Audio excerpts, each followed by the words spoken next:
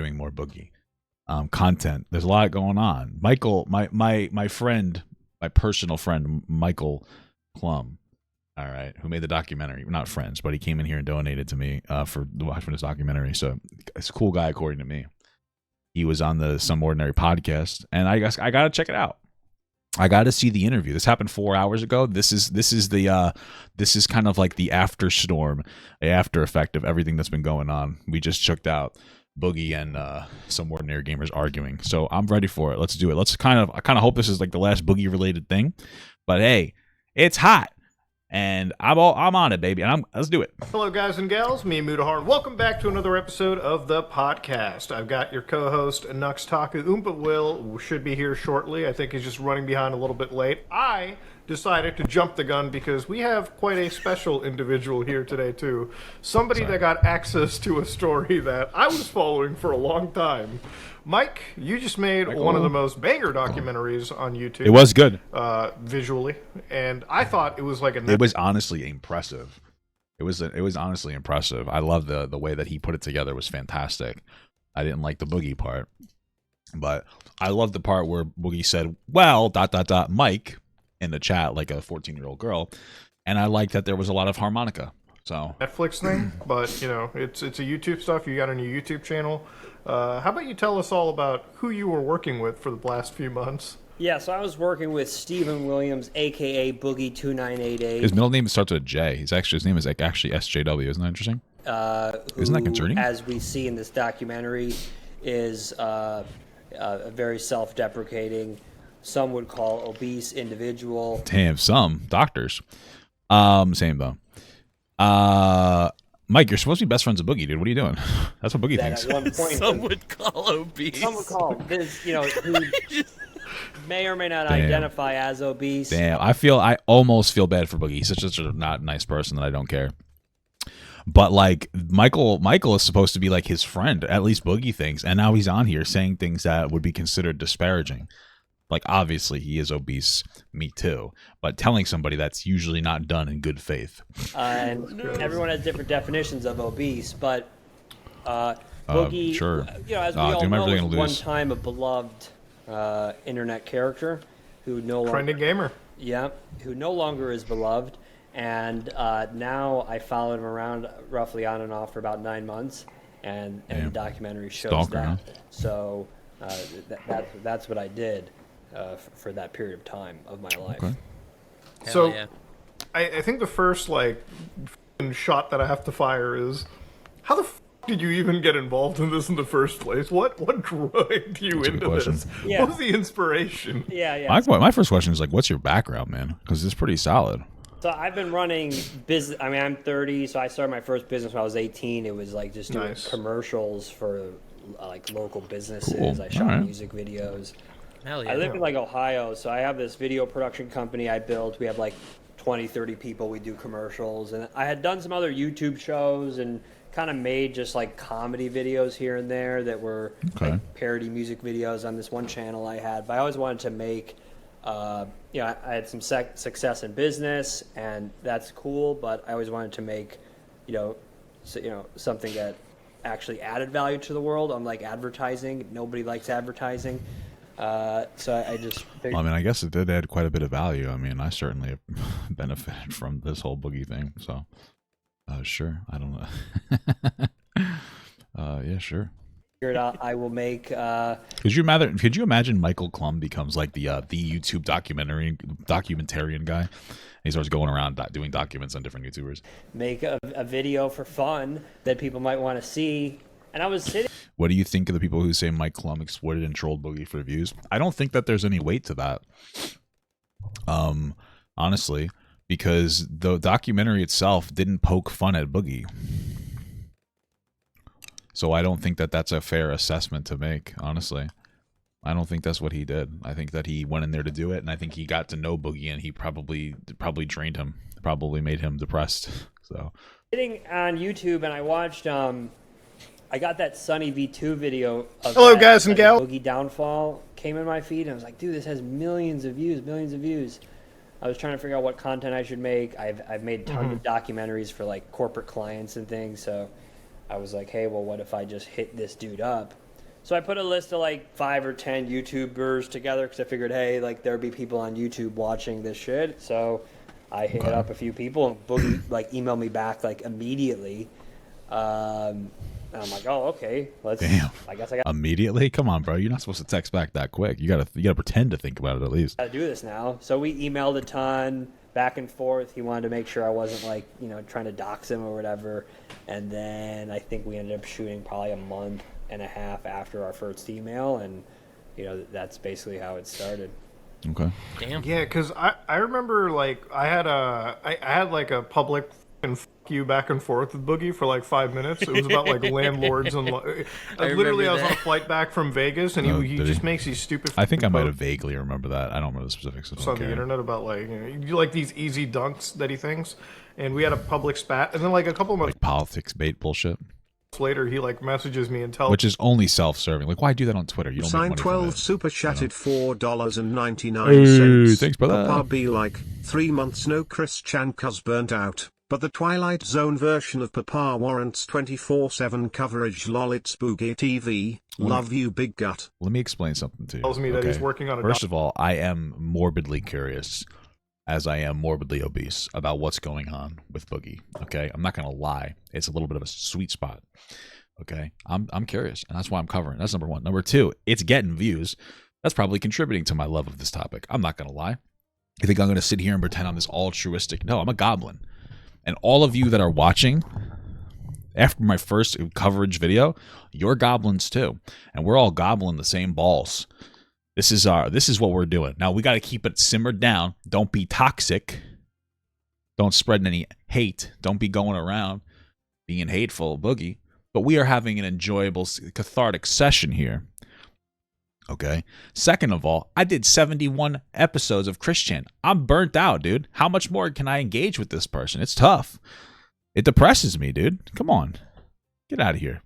documentary, or like he's looking for people to interview, and I was like, I don't think you're like, because I didn't know you at the time, I'm like, I don't think your documenter wants me to talk about this, because it's gonna if because in my mind when I think of it, like every time like stuff like this gets made, there's a story, right? Like you either have a really positive uplifting story or a really like dark negative one, and I'm like, it seems like the tone was supposed to be a positive uplifting one, which is interesting. Dude, I don't know, because if I give this interview to your like interviewer, it's gonna be like, first off, it's gonna paint me in the worst light imaginable, because I'm gonna come across like hater number 9,000, like number one, okay, like immediate. But the other thing is just I like it was an interesting thing. It was like he almost wanted like the worst possible view of him out in the world, right? Because he was literally communicating, from what I understand, with everyone that had an issue with him, right? Or yeah, I mean, when I hit him up, I have no people. There was all these comments that this is because you could Google me and find like my companies and shit, and it's like there was these like conspiracy people. They're like, oh, Boogie hired this guy to make this as if like he could afford some hour-long feature-length like documentary produced for hundreds of thousands of dollars. I'm like, that's a good point. I couldn't imagine how many resources had to be put into this. This guy must be successful in whatever other business front that he has, because I mean, it was well done. Like there was nothing about it that was not good, other than the subject matter. Well, it wasn't even necessarily bad. I mean, we're engaging with it, right? So no incentive to make this anything other than what I thought it should be. So when I hit him up, the first conversation, I'm like, hey, like, if you think this is going to be like a promotional video or like I have no interest, because that's just going to make me look dumb. Wait, so how much did you put into this documentary? So I probably spent just like travel and stuff, probably like 20 grand. Nothing too crazy. Yeah, I mean, nothing too crazy. That's wild, brother. You should have just given it to Boogie. He could have used that documentary. I like if I was charging. Although think about it, he paid 20 grand to see Boogie in the bathtub. I mean, you can't get any better than that, brother. You can't. I mean, you couldn't even really pay for that. That was the trick all along. Him, I mean, it would have been substantially more because we weren't charging for me or my team's time, but just hard costs of just like travel and stuff. But outside of that, but no, yeah, that was the agreement from day one. Is like, dude, we have to be kind of trying to make the same thing here. I talked to a lot of other creators, and they would kind of get on the phone with me and it'd be like, oh, let's make it like this. Let's paint it this way. And it's basically like, dude, I'm not here to make a marketing video for you. I don't care. It's way too much work. We're either going to make this entertaining and be what the reality is or not. So I would have loved to interview you. I tried to interview Frank Castle. I think I tried to interview a few other people, but everyone thought it was like, because you look at my, like, you know, company or whatever, my email, that it was like some... Yeah, I don't even remember, like, I don't even think Boogie mentioned your name or anything to me, too. He might have, but, like, usually I'm, like, always tapping out of the DMs by that point, because, you know, it's Boogie after all. Because it's Boogie! But, yeah. Hey! But, like, I don't, because I would have looked up your name, and honestly, that conspiracy theory probably would have hit my head, too, like, knowing... It does sound like something he would do. Yeah, like pre-COVID, it's like, I understand the costs of running a media company myself, too. I understand, like, obviously, this isn't cheap, right? Like, if the conspiracy was going to come out that he hired you to advertise, I'm like, first off... Bro, why are you going crazy in the chat? Why doesn't anybody in the chat engage with each other? People talk in the chat all the time. You're just yelling. What the fuck? Nobody's got that kind of money. Like, Boogie does not have the kind of money to order that fluff piece. And also, you're not TMZ, where, like, this is like a 20-minute drive for you, and you can just send somebody, like, you know? Clip. It's like, we shot for, like, 15 days on and off, probably 120 days of pure edit. We had travel to, like, other locations for interviews. I mean, it was you know, I approached it like it was going to go on Netflix, just because I'm like, why not? Let's just drop this shit on YouTube and have some fun with it. So, but it's amazing how cynical people are, that they would think that he hired a fluff piece instead of something like this genuinely being made. I remember when Turkey Tom made his yeah, but I could see why. I could see why people would be that cynical and think that. Documentary about, like, my drama with V Shoujo. People reached out I don't know what the fuck he's talking about. To me and said, hey, I was just wondering, did you ask Turkey Tom to, like, fluff things? Why would I do something like that? I don't... Yeah. But the thing is, I didn't expect, like, any fluff piece out of it. So yesterday I watched the whole thing with my wife. Like, we were like, all right, let's check it out. I wasn't there for the premiere because it was like 3 p.m. Like, and all right, little husband. That's crazy. My wife would never. I mean, I think she dabbles in content, but my wife, she'll pop into my chat and engage with some of the stuff I do, and she just turns Boogie off. She just finds him such a waste of time, you know. I think the last time she popped in before in another segment, she's just like, this is sad. Like what Boogie's saying, it's just sad. It's like, you know, pretty much. Work.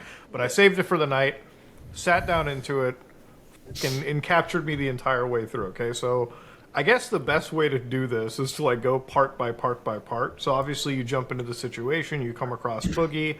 Did you watch his content before you did this documentary? Like, were you, like, a Boogie fan, or? I had seen him on some podcasts here and there. I mean, I've always kind of been in the YouTube sphere, so I knew of him, but I'm not, like, in the lore of, like, Boogie world. I didn't know anything about, like, Frank Castle. I just kind of had seen, like, maybe the Francis clips and some things. Right. But, yeah, no, I just wanted to start a channel, and just was looking for, like, what lane would make sense to deploy this production ability and what would actually get views. I mean, you see a lot of documentaries, they're good, but they have they don't have a marketable angle. But once I talked to him, it was like, okay, this is actually kind of it. We were like opposite people in every way, me and Boogie, like 100% opposite. And you guys kiss? So why are you just gonna compliment yourself like that? Okay. This video is sponsored by our friends over at Aura. Is this a VPN? Have you ever Googled yourself and you were shocked to see all the personal information exposed on a lot of those public... No, actually, my dick got leaked a few years ago, and I have not been able to find it again.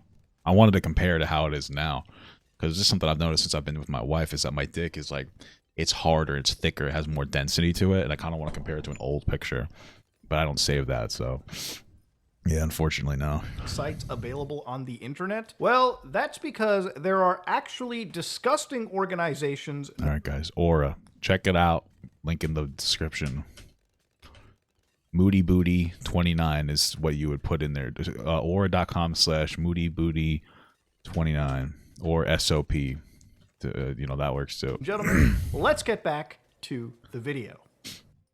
No, yeah, it was interesting talking to him in that sense. I mean, but it's interesting. Like when you say you're polar opposites, obviously, like I want I would have to it if I wanted. Thanks, I appreciate that. It's so weird. like, kind of ask like in what way. I'm not going to get into like the physically, obviously, but like work wise, in work ethic, even is that like kind of where we're getting at? Yeah, I mean a little bit. Just like I like the degree of interest he has. Like when I'm down there, he's talking about Magic the Gathering, and like I think a lot of these things, I assumed him to be much more of a kind of a content creator than he is. And That's interesting. Listen, I like talking about my interests too, especially to my wife. I don't know if you guys knew this, we're married.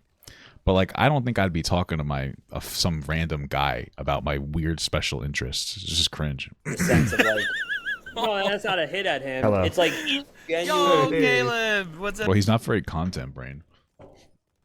I mean, if he was, he'd make content. I shaved my mustache. Sorry.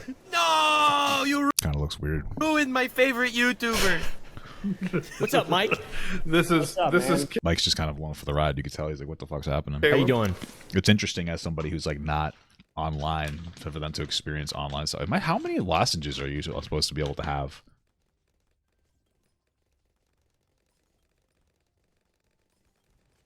Oh, you're only supposed to have 2 every 2 hours. Damn. There's 24 drops in here. There's like 7 left. Oh, well, that's life, I guess, brother. Good. How are you? I'm doing pretty well.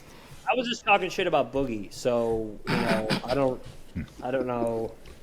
so Caleb to catch you up. Mike has filmed probably one of the most interesting documentaries I've seen on YouTube at the time. We put the trailer in the chat. I'll do, but not see it. That trailer, I thought when I saw it on Twitter for the first time, like this is a Netflix documentary, but it's a YouTube video that he made documenting Boogie over the last 9 months. And he's got some exclusive access to Boogie's life, financials, and some of the big bombshells. One that we'll get to, but continue on, Mike, about why you think Boogie wasn't obviously the greatest content creator. Well, no, I like he really f***ed with Magic the Gathering, and he really f***ed with a lot of these like. So why doesn't he make content out of Magic the Gathering? Like, I don't understand. He'll make content out of his fucking girlfriend he just met, but he won't try to set up a Magic the Gathering thing. You know what it is? He probably just likes saying the N-word to his friends so much that he can't do it. Because even his friends are like, yeah, I hope he stops saying the N-word. And it's like, why would you even want that in the documentary? Also, you really like saying it that much, bro? Like, damn.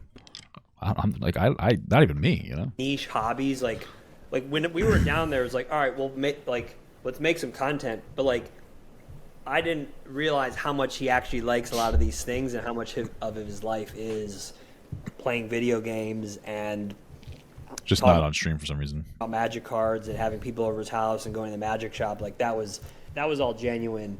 Wait, so that's like Okay, Muda, can you ask him what it smelled like? that's how he spends his days, basically.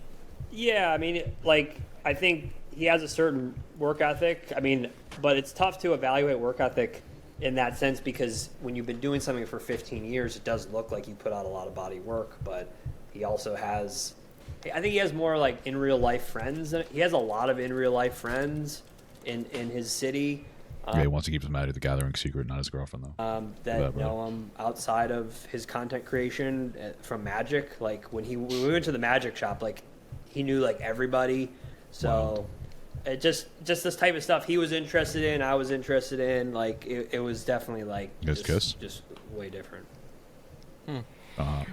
See, like the thing about it is, it's like the way that you're painting it is like you went there and like on a day-to-day basis, like the way that I spend my days, and I'm not like a full-time content creator.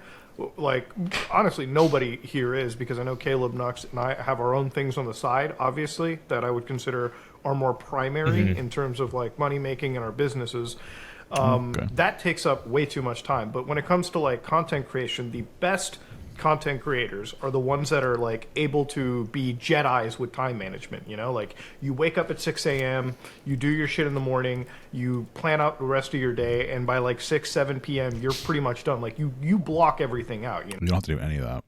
Like, I'm not saying that it doesn't make it better. Obviously, it would make it better. The more effort you put in, generally, the more effort you get out. But like I truly mean this, is that Boogie doesn't have to do any of that. Like as it stands for me, I'm pretty inconsistent. I try to be more consistent, but like I'm not. Especially, I barely slept last night. I've been up. I went to bed at 5 in the morning. I woke up at 9. I got up. I kind of floundered around a little bit. Did a couple of chores here and there. I pooped a couple times. Ate food. Took a shower. Came upstairs. I think I was on stream by like 1 o'clock. It's now like 5, so I've been streaming about 4 hours. This will be done by about another hour or so. Oh no, I've only been streaming for less than 3 hours. Never mind. Okay, anyway, I'll get off here. I'll probably stream for about 4 hours. After that, I'll probably do some work. I'll probably, like, afterwards, I do clips and stuff and segment. Maybe another 2 hours of work. Not really that crazy. Very easy though. You know what I mean? Like Boogie, all he has to do is to go on stream for 2 hours and like play a game. And like go on stream, dual stream YouTube, Twitch. It's now you can do it without losing anything on Twitch. Leave the VOD up on your YouTube, or lock it behind like a $2 or $5 paywall. Say, guys, if you want access to the VOD on YouTube, $2, or leave it up and leave ads on it. Have an editor or do it yourself. Would really find a segment from there. Maybe you reacted to a video. Maybe you first time played a game. Maybe you put a compilation together of the funny moments of a particular thing. That's it. And make a content out of it. You know, go through that explorer phase. This is one of the problems when like a content creator is successful. It can almost sometimes be negative because they're less likely to take risks because they don't want to be made fun of for doing something that's like against what they normally do. And like they try to stick with what they think works, even if it's just kind of boring content that just keeps like, you know, barreling down and becoming a negative. And it's like, you know, at a certain point, you need to go through that exploration phase again and just like start making different content, see what people like, see what works.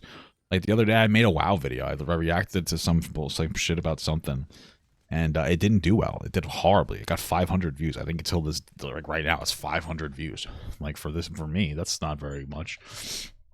I think it's at 500 or something. Yeah, so these are doing pretty well, the Boogie stuff. Even the that's not too bad. Yeah, 665 views. You know, terrible. But I still did the experiment and I left it up. And I'm like, okay, just people don't like that content. I'm just not going to make it. Just a little bit of a tester, something a little bit different. Not that big of a deal. Like I did the same thing with this Keith Lee thing. I felt like that was a little bit different than what I typically do. Did pretty well. You know what I mean? Like, yeah, take risks. If you get bad views, who gives a shit? You know? You know, like you plan everything meticulously, and that's how you're able to succeed. Because one of the big key factors in succeeding on YouTube is not necessarily even the quality of your content; it's the consistency. Oh, consistency, of your content, 100%. Right? If that's a great thing. Of like, I just try to post like right now two a day, or really like 2 hours worth of content a day. I'm going on vacation next week, so I'm keeping it like limited. That's really all you got to do. Boogie just has no consistency. That's it. Posting regularly, you'll be successful, right? And if you're posting consistently, it's always a big boon in the algorithm, to the viewer, to everyone. Absolutely. And for Boogie, one of the problems is it's like every time he tries to revive his channel, it's like he'll maybe make one video a week or do like one stream a week. He'll constantly fall under his goals and he'll never meet them. And the audience reflects that. Like nobody's going to want to stick to a content creator that's not, you know, pumping out content, right? You know, I don't even. And it's not like it's once a week content. There's obviously people who make content that's like really thoughtful, once a week type content. Sorry, I'm so sick. I shouldn't be streaming. Boogie's content isn't that. My content isn't that, right? And so you need to kind of do better. You know, that's it. You need to make something that's more worth people engaging with.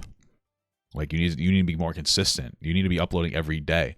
With how low effort his content is, every day uploads are like ideal. I think it's the consistency of his content. I feel like when it comes to Boogie in general, I don't think he realizes what his content is at any point. I don't think he's ever tried to like one-up himself. I think he had something that worked for him like 10 years ago when he started making videos, and he's still kind of doing the same exact thing and not understanding why it's not performing as well as it did. Yeah. I think it's a lot simpler, maybe. I think at some point he was so fat that he was cute, right? He was a cute... Damn, dude, this guy's great. That's incredible. This guy I think actually hates Boogie. Jesus. Looking level of fat. Oh my God, I feel like that's a little too much, brother. Jesus Christ, that's Like it's likable fat. And I get what he's saying, but oh my God, I'm so glad Caleb is here for this. It's all about this. that seems like that's a little too much even for me, man. It's a little fucked up. And it's like, oh, look at he can't be mean. He's so fat. How could that fat? Yeah, Oompaville's not feeling it. Guy. Now he's just kind of fat, and he also had fucked up teeth. And He's fucked up uncanny teeth, fat. he was almost like Appalachian, like he's a jolly This is crazy. Appalachian fat, like really fat guy. Yeah. Now he's got. I'm just not vibing on this. This is a little like I mean the other one was like kind of a zinger, but now it's just getting like a little mean. Like the overall points, like yeah, you know what? He used to be kind of like I'd say endearing. You know, and his weight and his home, like, you know, his teeth maybe were a factor. Like, okay, that's fine. But it just sounds like he's trying to dig. Fucking like nice ass teeth, and he's just kind of fat. Cringe. And there's also this thing with YouTubers where like when a YouTuber's 30, it's like okay, YouTuber. When a YouTuber's 50, and you could tell that they're trying to still be 30, there's kind of this like inherent I get that. cringe to that. I like seeing 50-year-old people saying, "Oh man." Yeah, you got to evolve with the times. I get that. That's one of it. Another thing is that I think that YouTube is still like young enough for so at 50-year-olds being on YouTube is weird. You know. Sniper Wolf's L Riz. That's my favorite for sure. thing. So I think if Boogie was Does he even know who Sniper Wolf still is? had fucked up teeth and was still extra fat, I think we would all just still be. He'd be pulling 200-300K a video. No way. I don't think so. But No way. I don't think so visually, but psychologically he might be right. Right. Visually, I don't think it matters as much, but Boogie probably got the teeth and everything. He felt better about himself and he felt more self-confident. And I think that made him think who the fuck he was, so to speak, and start speaking out of turn.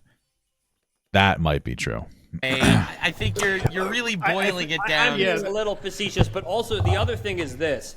He was, I don't know how many people in the internet world or any media world that get known as being likable maintain likability for that long, right? Sure. Especially when you're doing live streaming. Imagine if Mr. Rogers from way back in the day was live streaming for 3-4 hours a night. Michael, you never should have done this. Eventually, maybe he's not as nice. We just happened to see him through this very polished. Dude, I like this. Well, sure. There's a double Right? check. I'm with you 100%, except the ones that have the nice guy reputation that are actually nice people keep that nice guy reputation.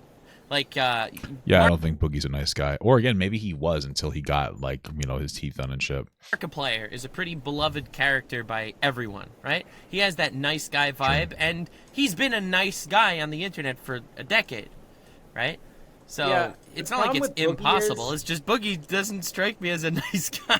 I don't think Boogie's, in my view, I don't think he's a bad and guy. maybe he was posturing to me because I was working on a project with him, whatever. I don't think the guy is a mean guy. He's just has a lot of dumb ideas. Like, he is a horrible PR manager. I was talking like, dude, if I knew you since 2015, you'd still. I don't. I'm sure Markiplier's nice, or all these people are nice.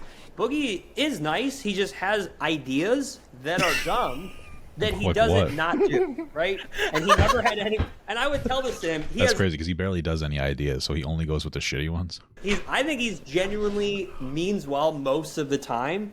He just get these things in his head to do, and there's not that like business PR manager to kind of be like, yo, let's not Mr. Clum, I'd like an example. say it like this. Let's say this. Listen, I think him. I think the biggest elephant in the room here is like Boogie. this. I got a. Okay, that one, but the I'm other sorry, thing I is had like to. I when- regret. I immediately regret everything.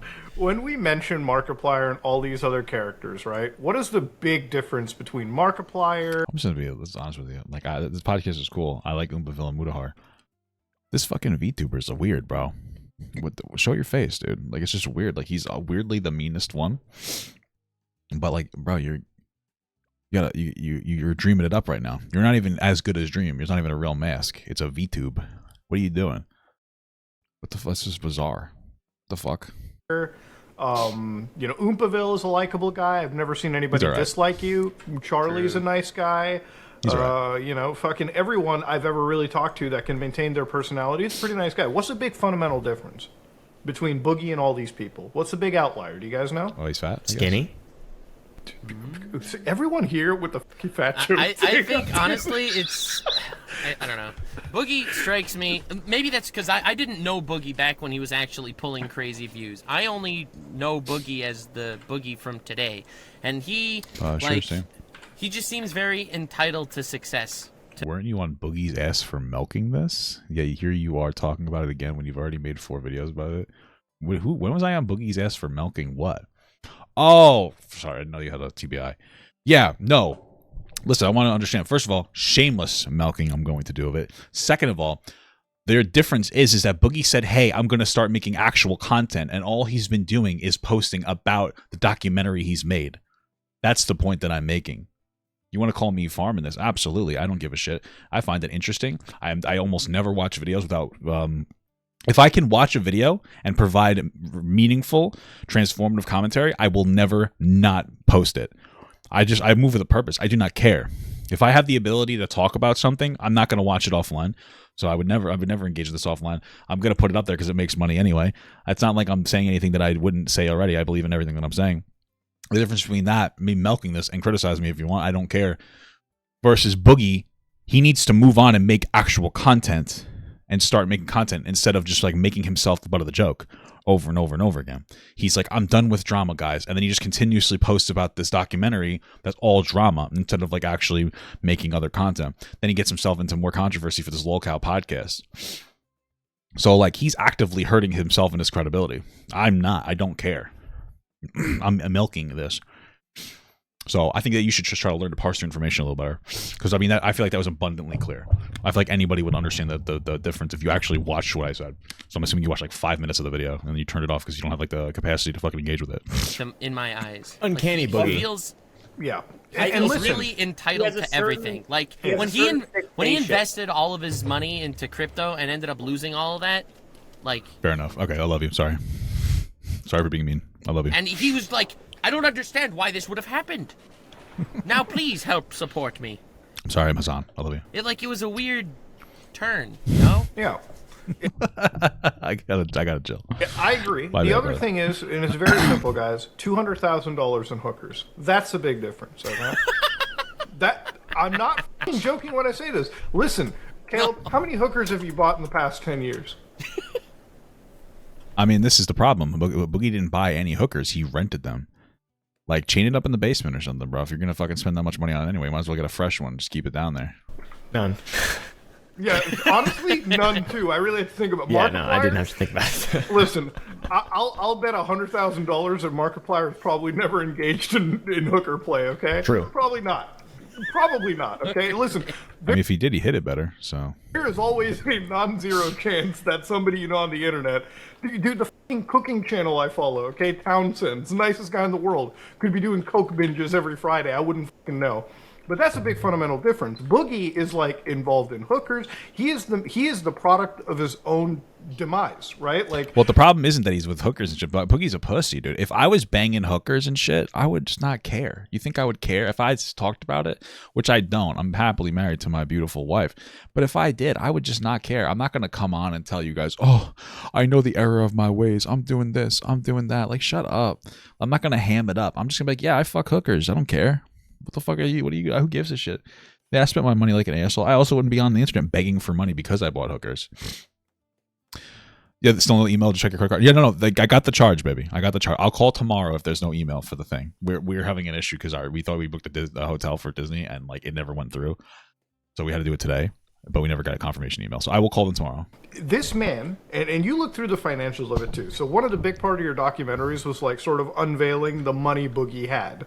And he showed, money. I don't know what it was. Was it like a crypto wallet or was that his bank accounts where he had like $30,000 There's left? an extended scene coming out that has the crypto wallet, but we showed the checking account and the savings and the mortgage. So, but like his crypto stuff, and here's the thing: we know the crypto situation. Like, it's not a fucking trade secret. Him and McJuggernuggets were great friends at the time, right?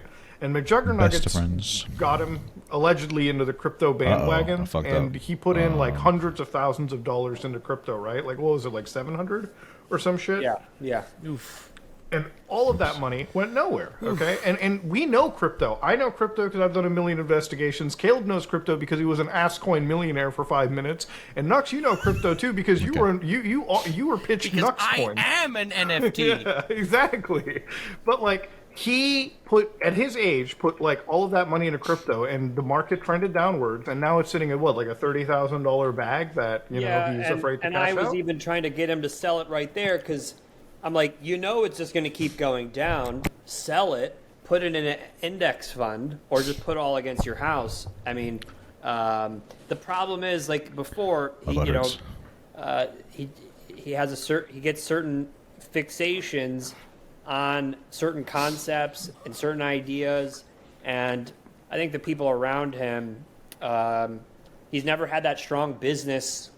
Behind a lot of YouTubers or just even successful artists, and there is really good business advisors or partners. Yeah, but a little eyebrow is maybe a little horny. He's never really had that.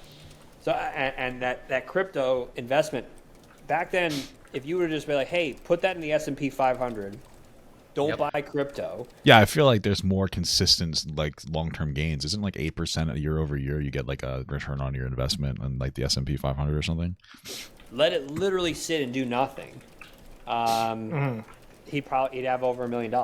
Yep. But but the thing is, like, he looks around at his peers on the internet because I swear to God, he's like a 12-year-old at heart. He looks around and sees, a bunch of these like. I mean, I guess his girlfriend's the pedophile then. I guess we found out who the real manipulator culprit is.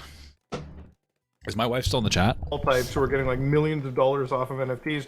And as adults, we know that the only reason that they're able to inflate these NFTs or like any of these prices because of their like, popularity. It's not actually worth that. Even Schlatt, I remember he came onto one of our like first couple episodes and he said the exact same thing you did. Put money to the S&P 500, the index funds, right? And by the way, nothing we say constitutes as financial advice. Please hire a financial advisor. Advice. I am a certified financial advisor. Yo! So is he like legitimately a certified financial advisor? That's actually crazy. That's interesting. What? There you go. All right, please. No, I'm not. No, damn it. Okay. I was freaked out. Hello? Hi. Hey, baby, can you hear me? Hello. Kind of. Can you hear me? Yeah, I have a question. This is just. Can you hear me? Yes, I can hear you. I have a question for you. Okay. What? Okay, it's a very simple question. I was watching Boogie talk to somebody, and he mentioned for some reason, it was a little offhanded, and it creeped me out a little bit. It made me a little uncomfortable. He said, I could show you my girlfriend's ID.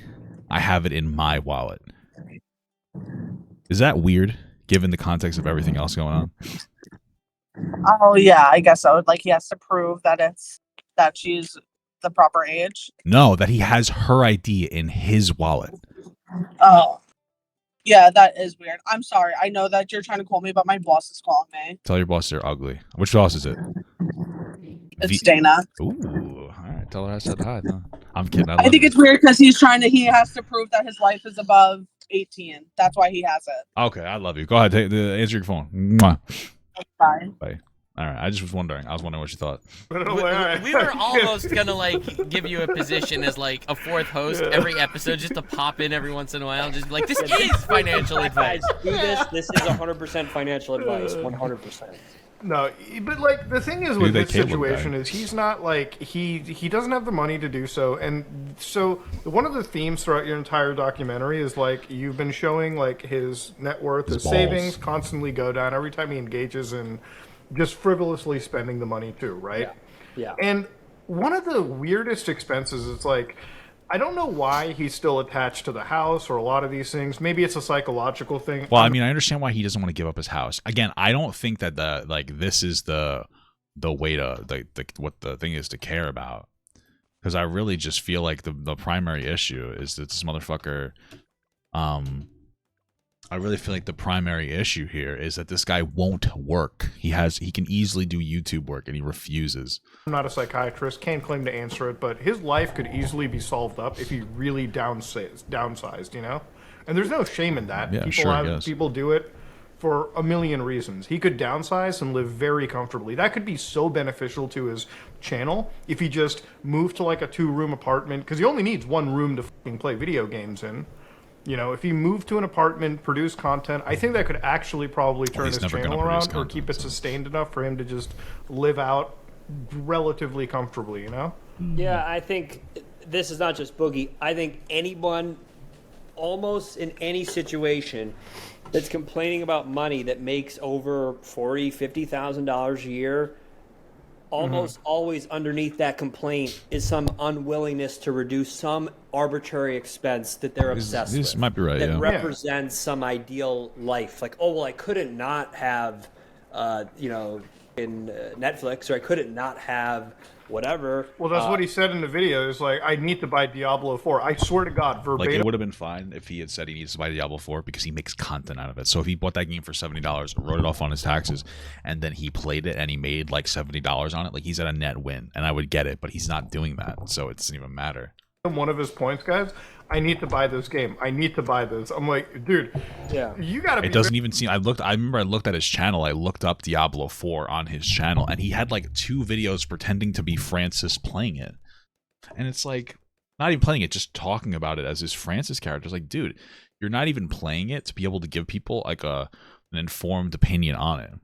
Like, what the hell's the point? Very fucking privileged if you're buying $70 games on a daily. Like, even at the income that I make, I question, like, when I make a $70 purchase. Like, I still do to this day, you know? Like, I'm like, do I need this? It's still a bit expensive. Like, I think everyone who... I do. I'm not going to say that I'm not going to say that we came from, like, brokey nothing, you know what I mean? Obviously, I think a lot of us lived...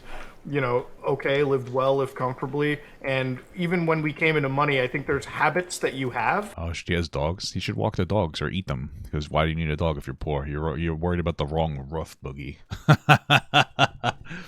You're worried about the wrong roof, Boogie. You poor piece of shit. You know, if you've grown up, it's hard for anyone, Boogie included, to reduce your living expenses. I mean, it's just once you get used to a certain, like, imagine him, like, you know, you have this house. Yeah, I'm pretty used to premium Pornhub. I can't give it. I don't even know if that's a thing. Holding on to it, it's like I don't use Pornhub. I use Motherless. The fact that you're going now into this apartment, he does have a roommate. I think he had, by the time we were filming in the second half, he had additional roommate. So it would be like moving 4 people in. That's the other thing is like his roommate situation. He doesn't pay rent. This is a part of an extended scene. That was the only person one of the only few people I couldn't interview was the roommate. And looking back, I wish I would have offered money for it because I'm sure there was a dollar amount to interview the roommate. I would have paid. Oh yeah, that would have been interesting. But that person didn't want to be like paid. Yeah, I get that. But if you paid him, maybe he would. I would be so curious. I feel like there's such a big part there that we're not talking about. I feel like Boogie's paying this guy off or something. I don't know, dude. And he would. This is Chad, right? His like Chad. I wish I would have tried to get that. And then the ex-wife, that was off limits as well. But yeah. Well, I mean, I can respect Michael Clum not violating those boundaries. I would say, yeah. I mean, there's just a lot of things that Boogie's an artist. He's an emotional guy, and there's just certain expenses that he like. For example, the first time I was filming, we were talking about a bed. Because we went and did this sleep study at this place, and they were went and looking at new nice beds. I'm waiting for this alert to go through so I can acknowledge. The next time Sarah we come Winter back, super chatted $19.73. Hey, thank you so much. I appreciate Found that. you a while back. Thank you. Been watching the videos ever since. First time catching you live. A new Papa Gut stan. Thank you. I appreciate that. I truly do, brother. Or sister. Or thister. I genuinely do. Oh, shit. Oh, thank you so much, Hannah Witt, for the upgraded to a large gut. Thank you. Why do you guys give me so much money lately? What the fuck? I appreciate it, but you don't have to do that. But I do appreciate it. I always do. I love you guys, but you don't have to donate. The dude bought the bed on credit, $140 a month.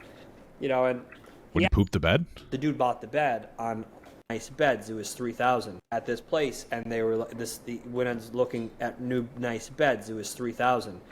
The next time we come back, the dude bought the bed on credit, $140 a month. It's like, here's the thing. This is one of the things, like, I can kind of understand buying a new bed because the bed is probably the best. If you're going to spend money on something, it should be a bed.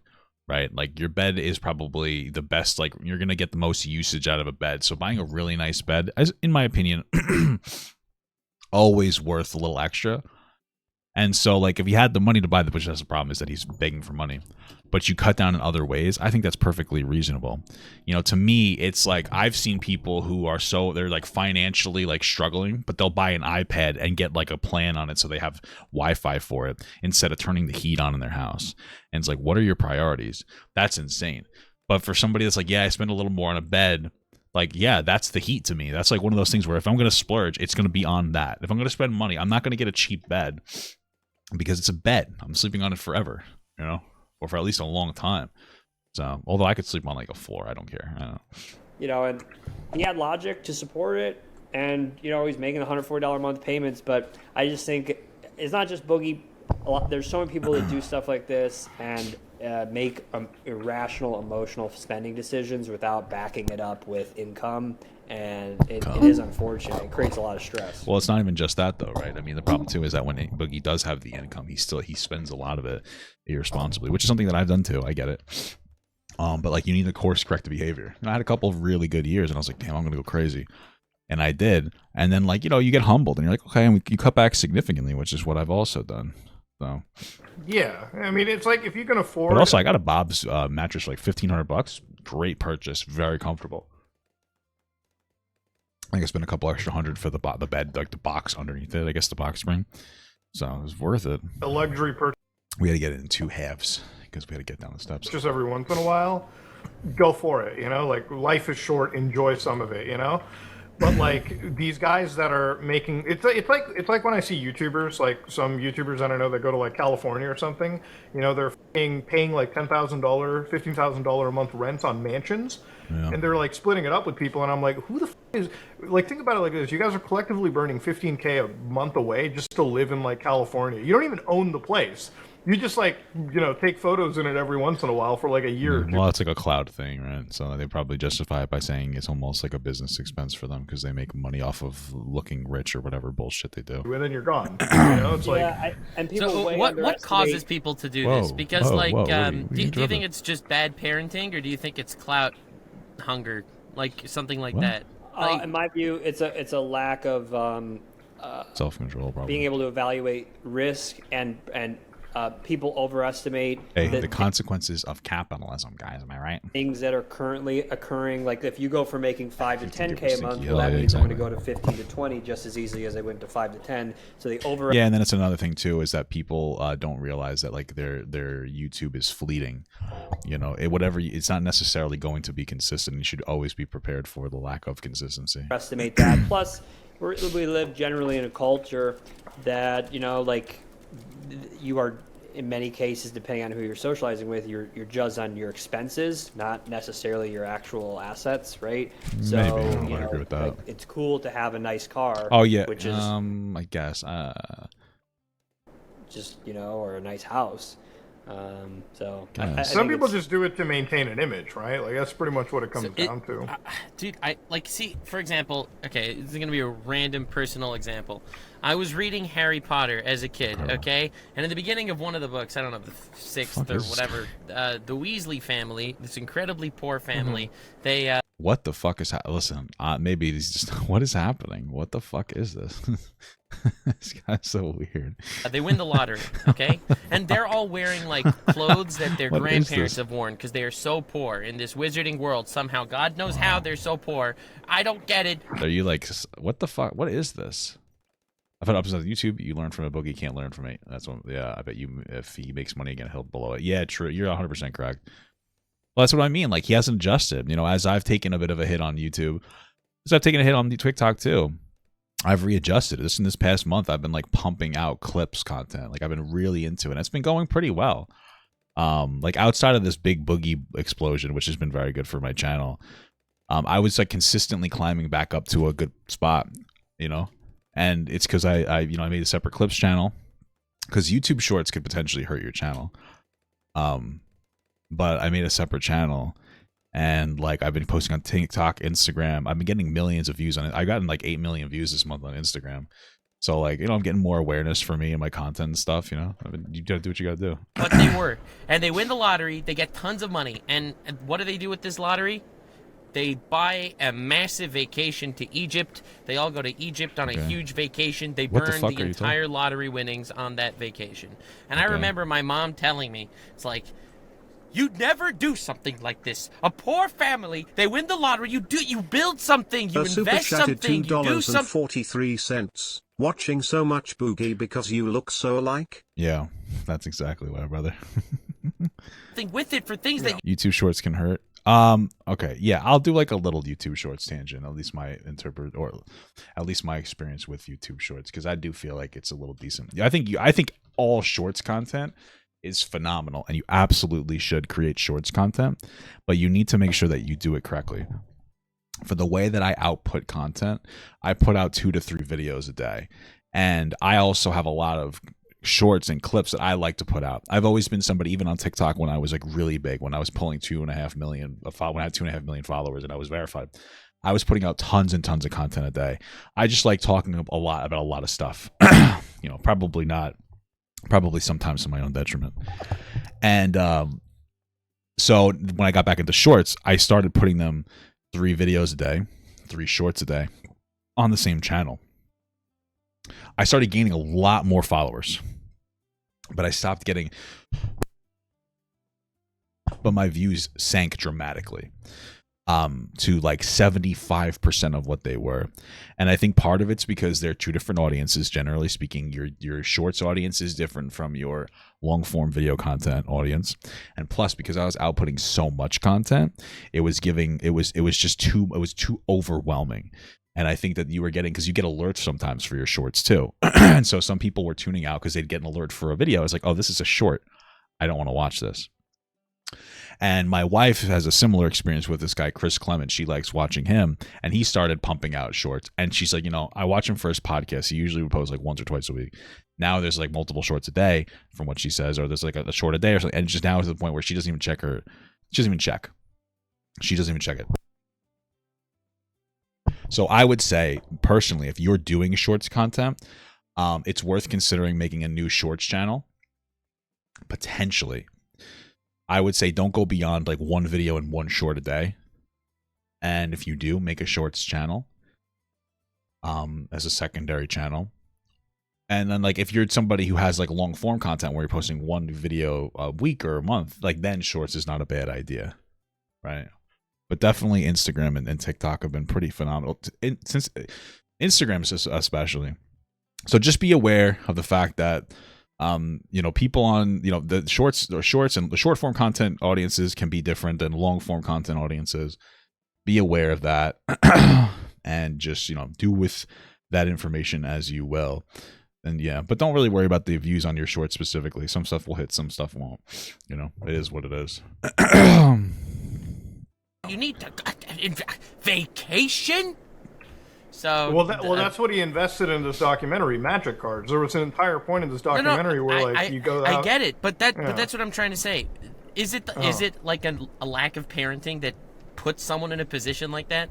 What I can't even put my head in that mindset. I mean, generally speaking, so what he's really asking is, why do poor people spend their money like shit? Part of it's financial illiteracy, of course. Dude, my throat's a bit. Part of it though is that when you're so poor and you don't see a way out, you stop caring about your money, because you're like, who gives a shit anyway? Like, I don't care about being in debt. And so even when you get money back, you maintain that mentality. It's just a fucked up upbringing is what it is, right? Like, you're right. I'd say if you're doing shorts and you're just starting a channel though, there's nothing wrong with doing shorts and long form content until you get to a point where you can split, just to keep that in mind. The parenting thing to it. If I like, it's like if you have no audience, then like you just try to grab an audience. You know what I mean? Spent my money on like Lamborghinis and mansions without having the fucking backup, without having like the funds to properly invest. My dad would slap the fucking shit out of me, But that's just because my dad is, you know what I mean? Like, I think anybody's like parent or close relative would probably do it. It's like, all right, listen, buddy, all right, you won the lottery. Let's not go fucking crazy. But another thing is like a severe lack of like understanding or intellect. Like I said, there was an entire segment here where he's paying off like his mortgage with like those magic cards. It's like the only sole investment that I think he has at this point.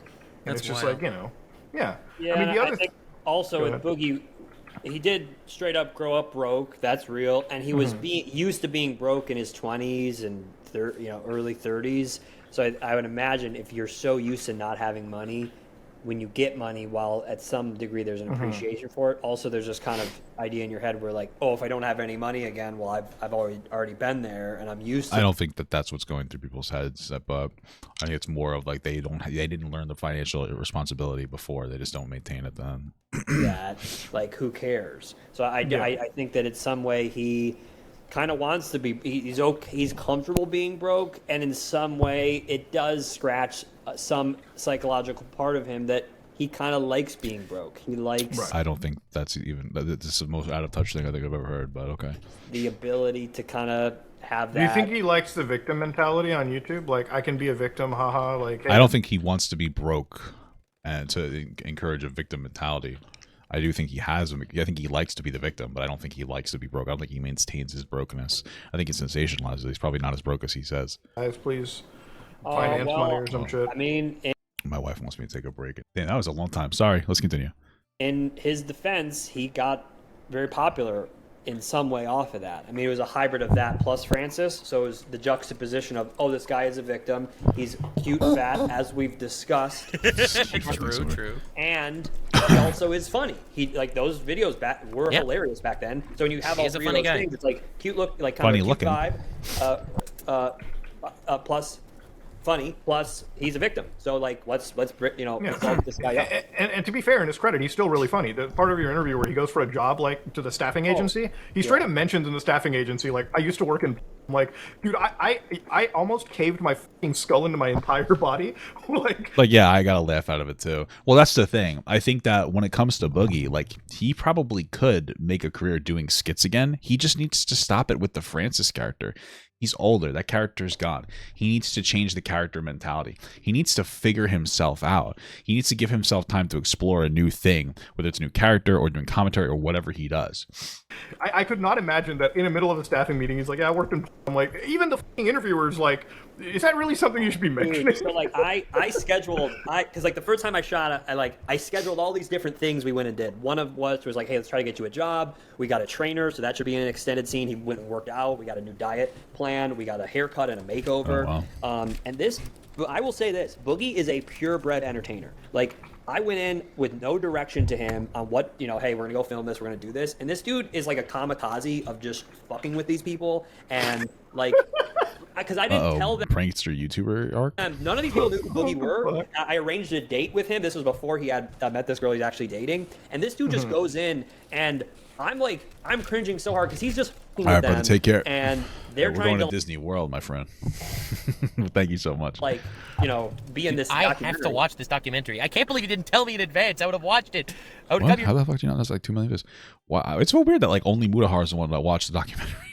Dude, it came out literally yesterday, bro. Yeah. Oh, maybe it just did any of them watch it? By this point, I know that he's watched it already. Some Ordinary Gamers, but this is like fresh off. But so like the thing is with his situation, like one of the biggest like shocking bombshells for me in this whole thing was the $200,000 in like escorts. And I don't want to beat around that bush. How the f did we come to the actual like number metric on this? Like, well, how did this even like happen?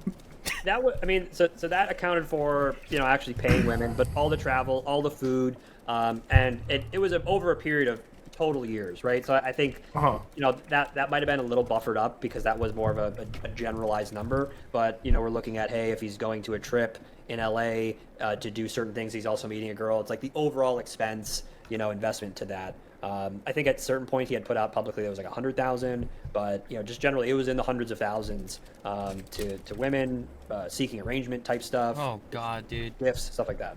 And that's so fucking wild because like he could easily have like paid off his house with the $200,000. Like, yeah. I mean, he could have done it with crypto. But is that house gonna give him fucking dome, dude? Come on. I mean, it's and yeah, I mean, when I was down there, you're trying not to get pulled into the emotion of it, right? Because you're like this guy, and like the checking account thing was the most scary, not scary, but just like concerning to me because I'm like, with this dude filming, he's genuinely got like $200.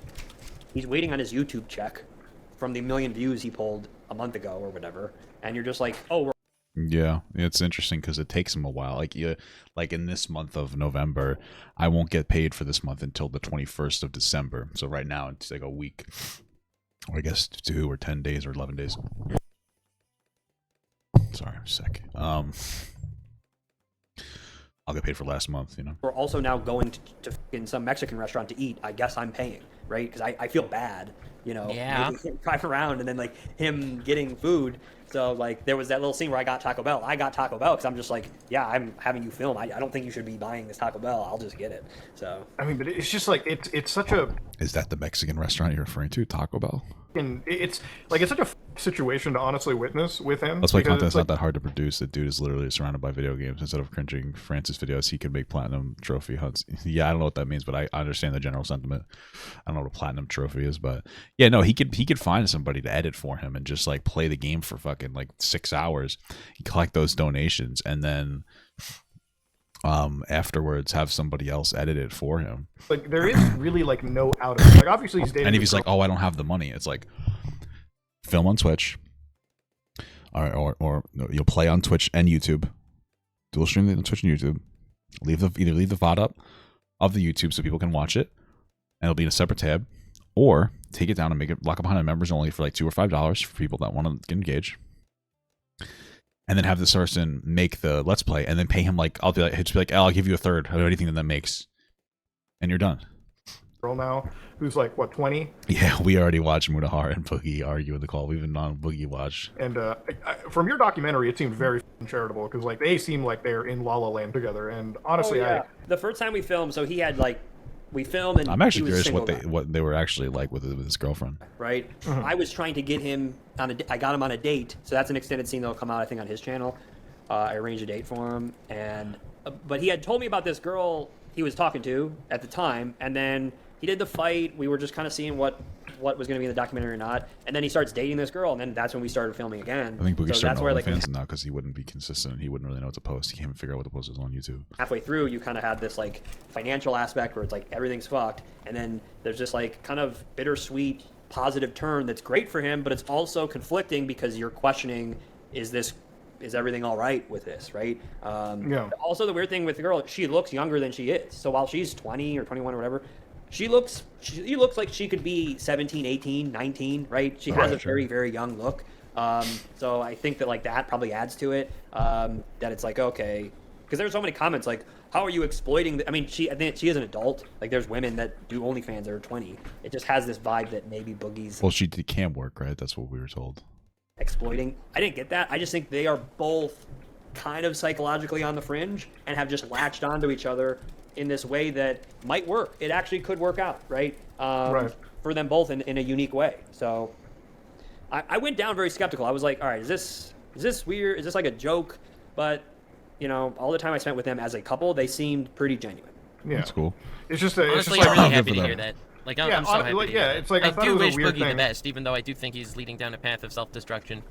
Like, that's all you really can do. Like, part of my thing maybe he'll emerge like a phoenix. Boogie, and like one of the things is like, and it's really just any YouTuber too, right? Like, I don't know how much I can like kind of discuss this. It would be a great topic for you to go forward into is like people like Matt, for instance, people who just like constantly dig their fucking grave, you know? Like there's just nothing that you can do or you can say. And even if you try to say something like, even to like people like Boogie, it's just like they will constantly find a way to like disregard what you said, the advice that you're giving, and just consistently play victimhood. And at that point, like I just get tired of it, you know? Like if you don't want to fucking change, then I don't really care about it, right? Yeah, that's fair. I think with Boogie, it's tough because even when I first started interviewing him and whatever, he has a certain fixation on like winning back an audience, right? And using his content as a way to win back the audience, as if there's going to be something he could do or show or lose weight. And I just don't think that's how. I mean, you guys would know. Probably. Yeah, that's a really toxic way to engage. I don't think he needs to. He should stop trying to worry about winning back an audience and just try to build a solid audience again from some people. That's a little different. Either way, the Francis thing, as entertaining as it might have been 10 years ago, people have moved on, so they're not even going to find it as interesting anymore. It's like a millennial core, you know. Like what he did, but nowadays would be considered like cringe millennial behavior. And there's nothing wrong with it. I'm just saying. And so, like, do something a little different. More than me, you've done YouTube for longer, but this is not really how YouTube works. You make content people want. You make quality content in a niche that serves a consumer need, and you build a fan base. I don't think, that like, even if he didn't. Well, Michael Clum, I've been a YouTuber for fucking 90 years. I think I know YouTube a little better than you do. Okay. Bunch of weight, it'd feel good, but does that really improve his content? And I think that he has a certain fixation on proving people wrong and winning back an audience that may not even be what people even care about, other than just like, are your videos good? Or staking out your gap for the. I think you're right. I mean, that's like probably the best analysis. You're so skibbity. And it really is one of those things where it's like you are looking at a situation where it is truly unwinnable in some cases when you look at it. And I think one of the best messages that was kind of offered was one of the people they interviewed where it's like, yeah, maybe you should just kind of like get a job or like go somewhere else. It's not okay to like completely stop something and then reposition yourself in life, right? People have to adjust all the time too, even professionally. Like I've had to change and do a billion other things because that's just how life is, Mm-hmm. And that's all that one can really say about Steven's situation in this moment too. It's like, hey, he can sit there and constantly try to fight YouTube and fight this unwinnable battle, because in reality it is unwinnable. Like the appeal for his channel, the reason for his success has always been like he came at a very early time, and now I never come too early. Sometimes I do, but sometimes I take too long to come, and then I can't come. It's annoying. Any content that he produces can be produced by anybody else in a much better, more personable fashion, even too, right? Like that's really the crux of it. Like Francis was successful because what else did we have to watch on YouTube at the time? But like True. Or like in shitty Call of Duty. Yeah, I mean now when you get skits, usually people do a little bit more into the skit. So video. Although I mean Boogie's skits actually he would have like atmosphere and everything surrounding it, so maybe it wasn't that bad. Like it looked real, right? Back then, you see this and like this dude's so fat. This dude what is happening here? Like why is he so fat all the time? Realistic, like actually believable, and it was well conducted. And then once that, now like there was also that aspect of it being a character. Like it was a character, but did we know it was a character, or were we kind of convinced? You know what I mean? Can't pretend to be that, and he changed the voice to make it. Dude needs to go full Peter Griffin. That's what I think. Yeah. I think you should start wearing a white button-down shirt. Just make fart jokes. Listen, honest to God, no joke. If his girlfriend dressed up as Lois and he dressed up as that's Peter, what I'm saying. She dresses up as Lois, he dresses up as Peter, and he just is funny. And he tries to make good content where people are laughing at his jokes, not laughing at him. Yeah, like I think that would be literally, so good. He could be IRL Family Guy. I'm surprised. Well, he's always like that's always the joke, isn't he? Always the joke, kind of. He didn't even do that as like a Halloween costume. That would have been hilarious, dude. But yeah, I mean, there's not much anybody can do with it. The part at the end of the documentary was the one that fucked with me the most. How did you even agree to doing the shrooms trip with him? Like I know you didn't. Oh, they asked the real question. Do you think you actually got high, or we're down there? We had just filmed the job interview, the date, the dietitian, the makeup. I was trying all types of stuff to just kind of see where this would go. And we're sitting there, and he had been getting Facebook messages from this shaman for years, and he just was like, "Hey, like, should we do this shaman? Like, this shaman's been wait, 1 second, hold on, wait, we're not just gonna blow past this. He was." They're not blowing past anything. Talking to a shaman on Facebook for years? No, he said that he was getting messaged by the shaman. Well, this shaman has been hitting him up. He lives in Arkansas. What's he been saying? I think it was just some guy he was. I think if you just let him talk, he would have gotten to it, brother. Friends with, and like maybe they had a mutual friend or something. Like he was friends with on Facebook. It was like a Facebook friend. Okay, it's not the Facebook that's throwing me here. It's the shaman part that's weird. His name is Flaming Star. He said he can cure AIDS, so he knows how to cure AIDS. This is breaking news. Classic shaman. This is breaking news here on this Shaman podcast. W, ladies and gentlemen. We found the cure for AIDS, everyone. Yeah, dude, shamans. I mean, in all honesty, like the medication for AIDS is so good now that you're basically cured if you take it. Star in Fayetteville, Arkansas. So who's the laziest, Steven Seagal or Steven Williams? That's a tough one, honestly. That's funny and tough. Bill Gates, but we don't need Bill Gates anymore. Get out of here. The guy that has the cure for AIDS. So Flaming Star, and by the way, I have looked this guy up a little bit. I think there was some talks about him. I don't know if he's been to like prison or something, or has like been to jail or something like that too. I was like reading up, and it looked like a court situation. Weird guy to get involved with. Okay, so anyways, Boogie, also a convicted felon, right, is getting involved with drugs. Correct. Publicly. So 2 criminals, or 1 known criminal, 1 other potential criminal. By the way, and this is a little morbid, but the whole time we're filming, Flaming Star is like has serious, like overgrown cancers all throughout his stomach. Okay, and he's claiming that he's healing his own cancer through psychedelics, and I'm having to process this. He's like, oh, I gotta sit down, my stomach. I'm like, it's cancer. He's literally dying of cancer as we're filming. So we go to this remote place in the woods. We bring this generator out so we have some lights, and they just do it, and we just filmed it because it was kind of this like it was a part of the doc. It's called Last Ditch Effort, which was part 4, Mm-hmm. and that's kind of what it was. It was just like, well, none of these things we're filming are sticking. The boxing match didn't turn into this like perfect ending in any way. Let's just do some psychedelics. Were they banking that he would win? That he would beat Wings? Because that was like never going to happen. Like they both were both in the same terrible shape. The only difference is that Wings was younger. And see what happens. And I will say this: like there was. It makes sense if you have like tons of cancer in your body that's not gonna, presumably you have no cure for it. That you would be like, yeah, I'm gonna cure it with psychedelics. Moment where he did crack, and like he's. Whenever Boogie's on camera, he's in character. Like, even when you try to get him out of character, he's putting on a show. He's a natural broadcaster, entertainer. I will say the stuff with the psychedelics was kind of the first time there were moments that he cracked where he wasn't, like, presenting, right? And some of that always... Well, I feel like that might be to the detriment of Boogie. That might end up being to the detriment of Boogie. And the only reason I say that is because, again, people I think want genuinity. And when Boogie's constantly putting on a show, like how do you parse between what is real and what is not real? People want more real. They don't really want the show so much anymore. They're tired of it. Didn't all make the cut. But he like pissed himself. Like we have footage of him like peeing himself. Like I mean, you're going to do that on a psychedelic. It'll happen. Yeah, exactly. There's all these other things. And it was like he was really just kind of like, I think he was cool with you making this whole documentary? Yeah, I mean, I told him from the beginning, I tried to set the expectations low. It's like, this will be, by seeing a lot of people, as a hit piece or even packaged as one, because if I don't package it as a hit piece at least, like, it doesn't have any legitimacy, right? You kind of have to come into this. You can't title it The Story of Boogie. You have to call it The Dark, Sad Life of Boogie. Right? Yeah, I mean, like, if during that 9 months, like things happened in the other, I would have titled it something else, but I genuinely came away from like, this is dark, this is sad, this is depressing, and but the psychedelics, Flaming Star, that was probably the most like it was. Did you do any shrooms? I didn't do shrooms. That's not my thing, but I filmed and I had my camera guy with me too. So. Dude, you're such a legend. Look at this dude. He takes him out to the middle of the forest. He gets him high as a kite, and he's just sitting there. Mr. Content Machine. Yeah. This is what I love about like in being like as brave in some cases. Like I would never go out into the woods in a million years with like Flaming Star. Like goddamn, that is scary as shit. Belly.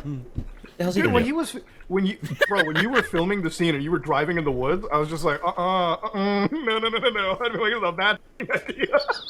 No, because that you disappear. See, if he would have still at least been fat cute, then maybe. But yeah, no. Listen, we all love fat cute guys, but the truth is that, the worst part was I didn't know this guy was dying of stomach cancer, and then when his stomach starts to hurt and he had to sit down, that's when I'm like, what the is going on? Like, I'm in a random woods in like Fayetteville, Arkansas. Boogie2988 is tripping balls. This guy's dying of stomach cancer. He has the cure for AIDS, and I'm just running this corporate video company. I want to make a fucking documentary and some shit. So at that point I was like, all right, whatever. So I came home and then started editing, and then that's that. We did film with Dr. Todd Grande. He's got a good channel doing like psychological analysis, so that was a good one. And then this other YouTube guy in Why did so much not make it into the doc?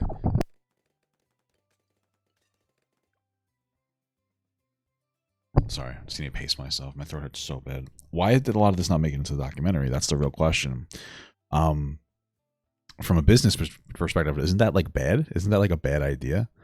The only thing that I would think of otherwise is if he wanted to create the documentary and then he wanted to put out different clips that weren't necessarily in the documentary to potentially drive more hype for the documentary, or at least the aura around it, for him to in the future release an extended cut of the same documentary.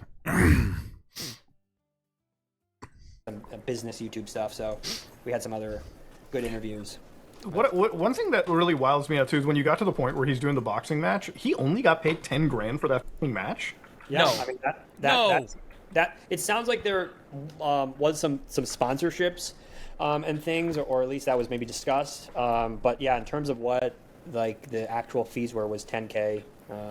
I cannot believe it. That doesn't sound right. This spectacle was massive. He for sure pulled more viewers than.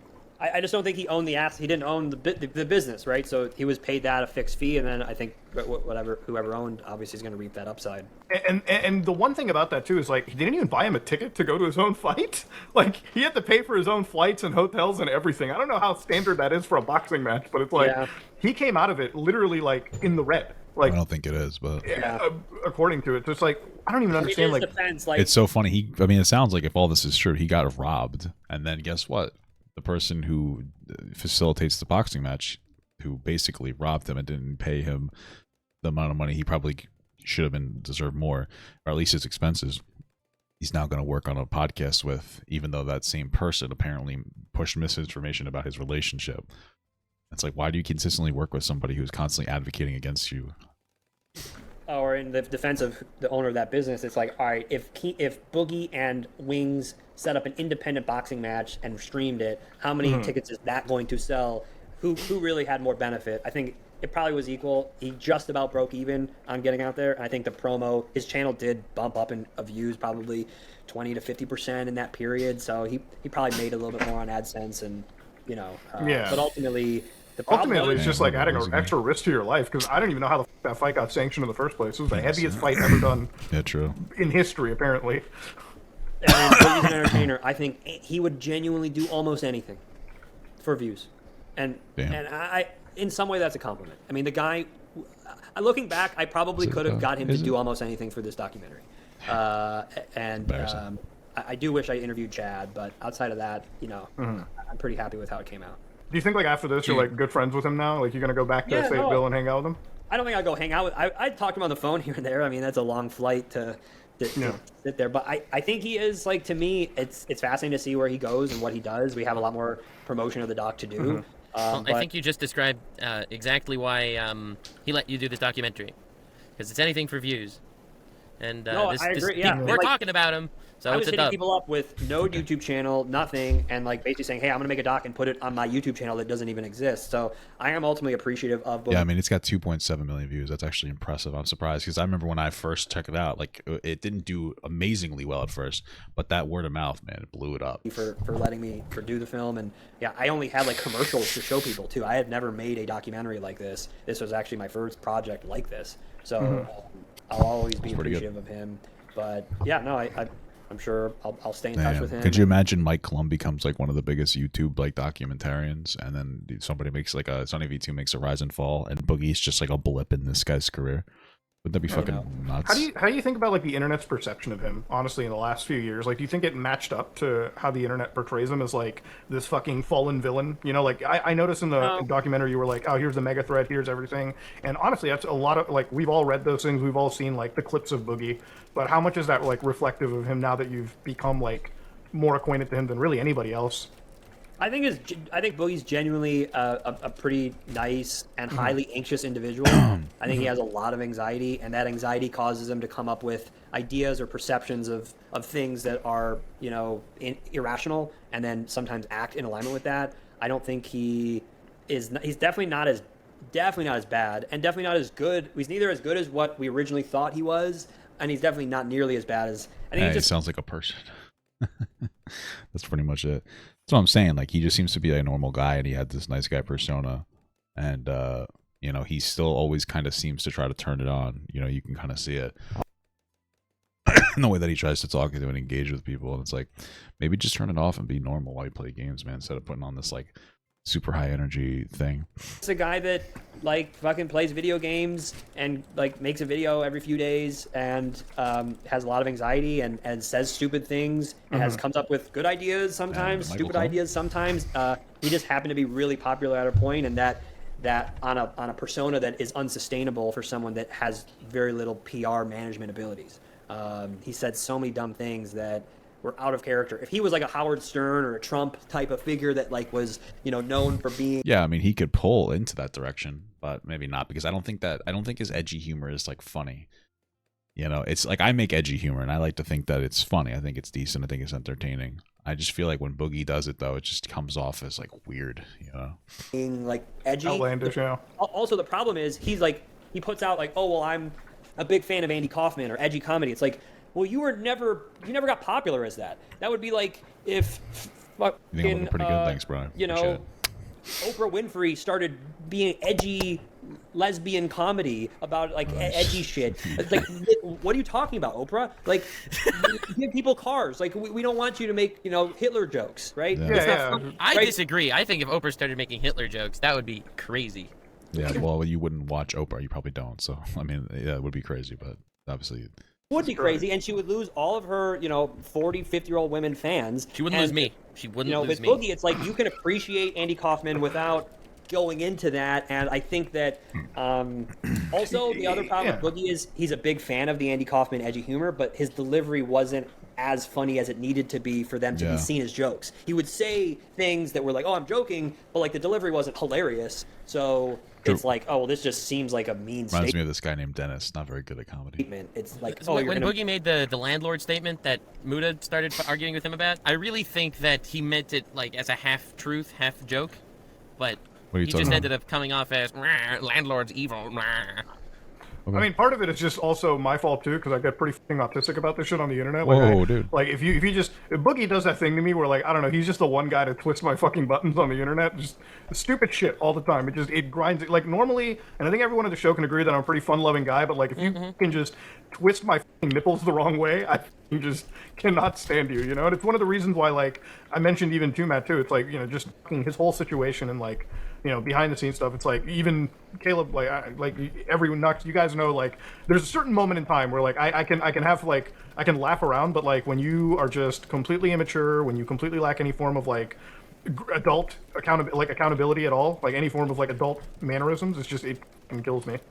But I think that's true for anybody. Component that's going on with the whole Boogie downfall is that there are so many of these like content commentary creators that emerged at a time where Boogie was really big, and maybe they were like 15 or 12 or 20, and by the time that they get a voice, we got the Sunny V2. I mean, Sunny V2 kind of built his whole. That was the first big video for him, and there's been so many other. Was it really?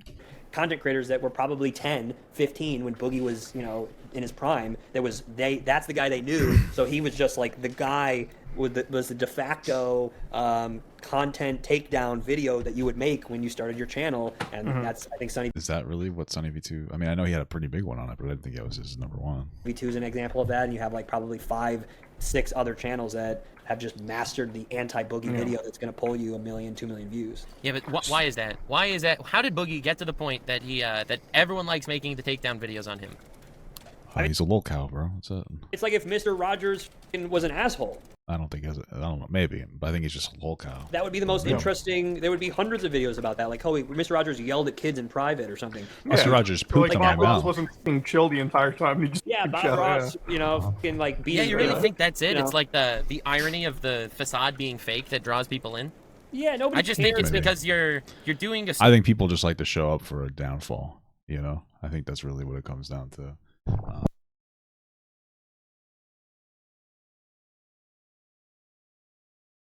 And he's just like, it's just so, I don't know, self-serving. He just constantly does the same dumb shit over and over and over again. Story about someone who really can't fight back. If someone that's open and perceived as an asshole already does things that are similar to an asshole, nobody cares, right? It's the whole Trump effect, you know? Like, nobody cared when he paid off a hooker. If Hillary Clinton or somebody paid off a hooker, it's like, it's crazy. It's out of alignment with the persona you knew them as. So I think I would love if Hillary Clinton paid off a hooker. Bro, that would be the funniest shit in the world. He paid me off. I am a former hooker. No. I'm also financial about. No, I'm kidding. But I think, I think it's all like, how do people already perceive that person, and is how they're acting in alignment with that or not? And I think that's why Boogie's fascinating, because, you know, he was this. We created this character of him, and, you know, he went live enough times to reveal that that's not what he's like all the time. And I can't blame him for that. I mean, if I was known as likable and you let me live stream for fucking 3 hours a day to 200,000 people or whatever, I'm going to say enough things that are not likable, and you're not going to like me anymore, right? So I think that's most You want a people. Papa Gut documentary? I don't know if I'm ever going to be interesting enough to like actually allow for a Papa or like facilitate the need for it. You know? But there are some people, maybe like the Markipliers, that are just, maybe they're a little bit more genuine to that likability, and they're just more psychologically sound, where they're going to not take that thought to say that crazy thing and just not say it, right? And I think that's Boogie. He is on the psychological fringe, and he doesn't have that filter to know when not to say that thing he thinks is funny. So now that you've done one documentary, it's going to be really early to tell. Who do you think, do you think you'll ever cover any other YouTuber after this too? Like, definitely. Yeah, I'm curious as to who. Is there anybody else that interests you? Yeah, I have a few others in the works, and I want to get the Boogie out to kind of see. I wonder if when he says in the works that they're actually being worked on, I wonder if he sends people out and like they actually start doing it now. I'd be curious about that. What other names would See have that, come from dude? that? You did exactly the same thing as everybody else that used Boogie as the stepping stone to launch their. Oh, I'm exploiting Boogie for views, 100%. Okay, good. Yeah, I Let's told go. him that. Oh, I guess that's why people asked me before. Do you think that Mike Clum is exploiting Boogie for views? I don't think I would call. I mean, maybe you could call it exploitation. I probably wouldn't. I don't think he's doing something like horribly morally reprehensible. The documentary seemed decent. He didn't intentionally frame him in a bad light. So Day one, I am here to exploit him and use him and move the fuck on. Okay. So, and he goes up. I knew I was going to be safe. Damn it. Are I was similar gonna say based Mike Clum pills. Me too. to an asshole. Nobody cares, right? It's the whole Trump effect, you know? Like nobody cared when he paid off a. Damn, I actually. Okay. So, And he no saw mistake the about it. spotlight and was all excited about it. Yeah, I'll give him a documentary. Give me my fucking subs and views I can get from you, and let me fucking use you as a stepping stone. And that's Clum. It doesn't even feel like You got at clumped. this point. It just feels like a symbiotic relationship for both yeah, no, parties. exactly. He got When clumped. wanted to be exploited. It was a fair exchange. I mean, like for him, it's just like it's good attention. Like for him, it's like any attention is good attention. I think for a lot of YouTubers in that boat, it's like, yeah, man, how many people? A lot of it also feeds off the ego too. Like I feel like for people. Oh, Boogie posted a new video. Bro, why did he unironically? Hey, it's Should have just posted the conversation. So happy to gaming stuff. With the gaming, Boogie, thanks for being honest. Oh, I'm surprised there's no negative feedback. Okay, maybe you know what? Maybe he really is done with the drama. Maybe he's just pushing forward. You know what? Maybe this is a respectable choice for him to say, fuck it, let's keep pushing forward. Friday, and I'm going back to doing a Friday show where I talk about the smaller gaming news that I didn't mention. You don't have to click back. Just go ahead and check out the timestamps down below. But let's get into it. So it looks like there's going to be a brand new Legend of... This is a cool idea. All right, Boogie. So here's the next step. It looks like you're doing this. This is unironic. Like I have no hate. Okay, so Boogie released a video. It has multiple smaller segments that are like 2 minutes and under. So my real question is he going? What he needs to do is he needs to take it and he needs to put this on his fucking TikTok. He needs to cut them down into smaller segments and put them on TikTok. And I don't know if this is probably his TikTok instead of posting whatever the fuck this bullshit is. No, we ain't giving. Crazy. That would be my recommendation, but okay. People like that, it's like, oh, somebody's making a documentary for me. That's so fucking cool and shit, right? That's one of the things that I think also feeds into it. Like, as much as like anybody would hate to say, oh, this guy made a takedown piece on me, there's part of you that jerks yourself off because you're like, oh, this guy spent like hours of his life making a video about I'm me. important enough for you to, hate this badly. If you email someone with narcissistic tendencies and say, I want to make a documentary on you, you're getting a response to that email, right? Like almost, all the time. I think the I don't think I would. The thing was with I don't YouTubers, think there's anything interesting to really do. like it was just Especially on my TikTok being banned. I kind of felt could get views on the platform immediately. And also the problem is a lot of the YouTubers I talk to, like their content's the most interesting thing about them, right? So there's not a documentary should be made. Yeah, that makes sense. It's like there's nothing. I didn't even think about that. But the most interesting thing about Boogie isn't even his content. It's just who he is, the way he interacts negatively with things. More to the story. They have a lot of subs, and they are not that interesting. Boogie was one of those, like, there is layers to him, and there's some other projects I have that Like an ogre. there are layers, and there's a lot I maybe explored that I pull back on or just weren't a fit. There's also a lot where, like, you get into it, and it's clear we're making two different projects. I'm making what I think will be entertaining to the consumer, and also a reflection of reality. They want a marketing video for their brand, and that's just not what I'm here to do. So, there'll definitely be more. My goal is to be in a position to drop one every few months, and then have clips and different stuff in the interim. But That's smart. we'll kind of see how this Boogie one does and see who else you can kind of document. And I have a lot of stuff I want to do that's just general topics that have nothing to do with YouTube. And so, yeah. Hell yeah, that's- sounds good. I mean- I really wish you the best of luck in growing your empire. Yeah, I mean, honestly, with the quality that you put out for this one documentary, I'm excited to see how you choose to go further. Do you think YouTube's a sustainable market for that, though? Like, in terms of making money out of it? No? Like, it's probably a dumb idea to spend this much money and put these on YouTube. But, you know, I think documentaries are all tough to do. You know, the alternatives go to, like, festivals and try to sell it. Bro, you're not working on anything either.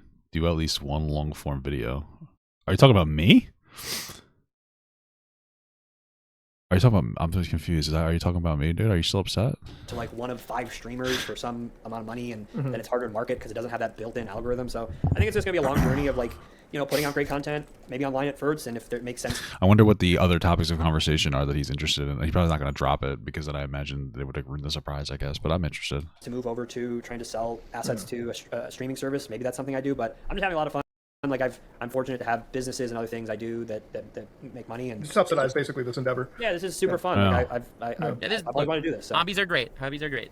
Yeah, I mean, that's how why is this fucking VTuber blinking so much? Every What, has he got Tourette's like me? YouTube channel should start, right? Yeah, I mean, As some kind of hobby. I think it's pretty much like how everyone else here, or at least still does it. It's like, this is a hobby, and it should be a hobby. It should be something that, you know, people do for the fun of it, right? Like, and I think that comes through, and that's really where the most successful channels are, right? Like, are the ones where you see the creator having fun doing what they do, right? Or like, they get into that passion. Yeah, sure, they have like a passion on what they're doing. It usually motivates them to push further. I think that's the problem with Boogie. He has no fucking passion in anything. He has no passion in anything. That's why he doesn't produce content. He doesn't care about what he's doing or what he's talking about. That's something that definitely leaks through when he talks about shit. He has no. I mean, there's one thing. Sometimes you have to push yourself through. It becomes a job, obviously. But he's not even at that mark. He doesn't have that excitement when he first starts, and then just consistently doing something. Moment about it, like you know, I'll give you guys a great example. I don't give a fucking shit about this Will Smith situation anymore at all. Like, I don't care about it like anymore, because after that one slap, I didn't give a shit. I watched Caleb your video today on it before we filmed, where you were like looking into it, and it's like for that brief like you know 10, 15, 20 minutes of my life, I gave a shit about something, right? Because the guy that was making the video was so passionately involved in the situation. Reluctantly, you know? I'll be reluctant involvement. But you had fun. But yeah. Michael Clum, how do you feel about being interviewed by a VTuber? What's your perspective on that? What's your perspective on being interviewed by VTubers? You had fun covering it, and I think that carries over through. So it's like, of course, I'm going to sit there and be excited about like watching a video now. If like the person, like, if you made a video, like a 20-minute long video where you outlined this whole situation in the most monotone, dry, fucking like I don't give a shit attitude, I would have turned the video off, right? But it's like, oh, he's making a funny situation, like he's covering it. It's fine. It's cool. Obi-Wan Like, Kenobi became a member. Hey, thank you so much, brother. I appreciate it. Kind of shit that I like to see. Obi-Wan, very nice. And that's where I think the most successful channels I love are. both of your videos, Muda, Caleb. Bro, what the fuck? Why aren't you gonna explain? You just said that, bro. Did you just tell me that you're probably not working on anything either? Do at least one long form video. Bro, can we agree when he does low effort, non-entertaining? What are you talking about, dude? Why'd you get quiet? What the fuck? Who are you referring to? Are you talking about me? Caleb, and it's because of Pussy. you guys. Like, for example, every time I watch like one of your Xbox hacks things, I don't give a crap about any of that. But I like you, so I'll watch your stuff. And same with Caleb's infinite Sniper Wolf content. So you know, stuff Dude, like that is my favorite. I think your next documentary should be fucking Sniper Wolf. Yeah, She dude. is like, She probably wouldn't do it. She'll answer. Yo, track her down, find her address, take a picture, put it on Instagram, and say, hey, just want to talk. dude, I don't think he knows who they're talking about. I don't even need it. So, do you know about the Sniper Wolf situation at all? Well, Boogie made a doc, he made a video on that, so, and I had seen some stuff pop up in my feed, but it sounds like she was just basically stealing content, and this other guy, and then she doxed this dude, so. All right, dude. It's all right. What do you? Well, yeah, no. What does a long form video mean to you, dude? You're trolling, dude. You're always in here trolling and still knocking me. You're just upset because I disagreed with you on your terrible fucking take on Israel and Palestine. That's why you're in here bullying me right now. All right, pussy. Hey, if she will make one, I will 100% go film with. I would do that. That seems relevant. Her story might be one of the wildest ones on YouTube. Her court situation is some of the most insane shit that I've ever fucking seen, man. It's like, glorious. Like, but I actually wanted to tell you, mention something on the Boogie thing before we started. You mentioned to Mike, I don't know how the video wasn't taken down because of. What? Because of nudity? Like there was one scene. Oh yeah, the boobies. There's a straight up scene with Boogie and his like girlfriend in a tub, in basically fucking, okay. Like let's just be honest here, like attempting to. Yeah, it was they were making out. There was a little side butt, you know, but I hope it like stays fine. I don't know. Yeah, So it seems to be you mentioned fine that, so and far. I saw a video. It was very artistic. This week on YouTube that I didn't know existed that I also thought is a little wild and naked violation yoga? of some sort of sexual gratification policies. Are you familiar with the most viewed video on Sniper Wolf's channel? No. No. Go, don't do it on. Share the screen. Go to her channel and just open up. Oh, what are we doing here? You wanna Let's share see the Sniper Wolf. I Oh my can't God. on my thing. For her most viewed video. Yeah. I'm almost scared about this. You should be. It's gonna be like it's gonna be almost like absolutely nothing. It's gonna be the most boring, like terminally online nonsense. I'm actually really fucking worried because last time I looked at her most questionable videos, I felt like the feds would show up to my house. Not even a joke. I could not believe it when I saw this. There we go. Okay. Okay. All right. So what is it Popular. about this one? That's not Touch sharing. my body challenge. Yes. So that entire video, and I actually watched it recently, is the boyfriend basically. When you jerk off to it and you're fucking jerking your little dick off. What does your VTuber cock look like? That's my real question. Well, fulfilling the title. Just touching her? Yeah. In the I love your content, but whenever I'm in the chat, you're combative. Bro, you came in here telling me that my content sucked. And I was like half fucking with you, but also, fuck you. So, you're always combative, bro. Come on, you're the one that's combative. You come in here for the disagreement. You got your little troll yourself, brother. middle, he really goes, What the fuck? dude, it's the whole video. Is that boobs? Dude, that Oh, damn. would have been fucking taken down. What the So fuck? I don't understand how that is not taken off YouTube, but all of us get these weird I age guess. restrictions on stuff. I Anyway, mean, it happened like that. That's why that's one of the reasons why, like, I even said to like you, Mike. I'm like, dude, that is It didn't really seem that bad, but okay. like when I saw that. And you, by the way, I'm gonna say for the record, like as an editor, and dude, you kept that shot running way too fucking long. That shot should have been like maybe a second maximum. But like when I saw it, I was like, all right, this is definitely a There was a million touch my body challenges back then. Was that real? What a weird thing. fucking squad wipe if it stays on longer than it has to. But, I know YouTube recently like loosened its policy up, at least when it comes to the conversation about like sexual assault and abortion, where they'll monetize more stuff. So maybe that has to do with it, as long as it's not like super explicit. I was actually surprised they were comfortable with that too. It's like, you know, like I swear, watching your whole documentary, I thought that they would probably like when you got to the point where they were talking about how they didn't have any money to do anything for it. I was like, please, every holy being in the universe, do not tell me that. No, bro, you never honestly engaged. See, look, you're trolling, dude. You're fucking trolling all the time. Every time you're in here, you're a fucking troll. The next scene is them attempting OnlyFans or pornography or anything. I'm like, please God. I could see that coming. I would I not be could shocked. so see I would that not be coming. shocked. You're a fucking troll. I also could see I'm here for Michael Clum, guys. Okay. that lining up in the next month, like as a component of this. Like, you know, they sort of joked about it because I think Boogie has kind of this like joke OnlyFans. It's like, oh, I'm making OnlyFans. It's just like pictures of him and shit. But Well, that's what I would expect pictures of him on an OnlyFans. Yeah. Sorry. yeah. I mean, it always starts as a fucking joke, right? It's like, yeah, I'm just fucking around with you guys. Oh, wait. I had an OnlyFans before. I guess it was kind of a joke. I used to paint my body. I wouldn't show my wiggler, and then I would do that. But I deleted it because it was just weird. Hey, this is successful. Let's fucking go. Yeah. Right? I mean, would you subscribe to a Boogie and a Dez OnlyFans? No. Listen, man, I have subbed to an Nah, I would subscribe to a Boogie OnlyFans, but not with his girlfriend. I wouldn't do that. I have subbed to a Nico Cotto OnlyFan, but Bro, shut up. You're trolling right now.